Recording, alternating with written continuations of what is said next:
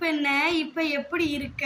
பரம்பரை பணக்காரி கிடையாது, இடவழியில ஏதோ பணங்காசு வந்துருச்சு. ஓன் தாய் தகப்பே நகை நட்டு போட்டு கல்யாணம் பண்ணி தரல. ஆனால் நீ பெத்த மகளை அடுத்தவனுக்கு கல்யாணம் பண்ணும் போது அதிக நகை போடலை. இதே நீ பெத்த மையன்னொன்னே மட்டும் நகையை அதிகமாக கேட்குற. எப்படி? ஒன்றுமே புரியல. மாமியார்களே, உங்களுக்கு தான்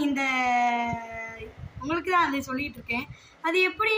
நீ கல்யாணம் பண்ணும் போது நகை போடலை, உன் மகளுக்கு நகை கம்மியாக போட்டுற, மயனுக்கு மட்டும் அதிகமாக கேட்குற. ஒரு பவுனோட விலை எவ்வளவு? 60,000 வச்சுக்கிடுவோம். 10 பவுனுக்கு எவ்வளவு?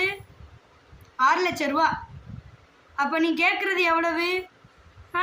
சாதாரணமாக ஒரு 100 நாள் வேலைக்கு போகிறோம் 200 ஒரு களை எடுக்க போகிறோம் ஒரு 200 ஒரு 300. கஷ்டப்பட்டு கொத்தனார் வேலைக்கு போ, ஒரு நாளைக்கு 700 நீ வச்சுக்க. ஒரு மாதத்துக்கு எவ்வளவு? 30 நாளைக்கு வச்சுக்கிடுவோம், இல்லை 10 நாளைக்கு வச்சுக்கிடுவோம், 7,000 அப்படின்றப்ப நம்ம அது மட்டுமா இருக்கும்? செய்முறை இருக்குது, பிள்ளைகளை படிக்க வைக்கணும், வீட்டில் சாப்பாடு இருக்குது, சாப்பாடு செய்யணும். நான் பெத்த பிள்ளை மட்டும் இருக்க மாட்டேன், இடையில மாமியார் மாமனார் இருப்பாங்க, அவங்களுக்கு சமைச்சு போடணும். எப்படி இப்போ இருக்கிற காலகட்டத்திலலாம் பெண் குழந்தைகளை பெற்றவங்களாம் எப்படி நகை நட்டு எடுக்கிறது? பொம்பளை பிள்ளைய பெற்றா நகை நட்டு, ஆம்பளை பையனை பெற்றா வீடு கட்டணும். அது அளவுக்கு மீறினாலும் அமிர்தமும் நஞ்சு அப்படின்னு சொல்லுவாங்க. அளவுக்கு மீறி ஆசைப்படக்கூடாது. அப்படி தானே? என்னமோ நகை இப்போ தான் ஒரு 5,000 விற்கிது ஒரு பவுனு, இல்லை 10 பவுனு 50,000 தான் ஆகுது அப்படிங்கிறது மாதிரியும் நகை நட்டு கேட்குறது. என்னைய பொறுத்தளவு என்ன தெரியுமா, நல்ல அந்த பொண்ணு ஏதோ படிச்சிருக்கா, அது மாதிரி அந்த பையனுக்கும் பொண்ணுக்கும் மாப்பிள்ளையை பிடிச்சிருக்கணும், மாப்பிள்ளைக்கு பொண்ணை பிடிச்சிருக்கணும், வாழ்க்கை ஜம்முன்னு இருக்கும் மக்களே.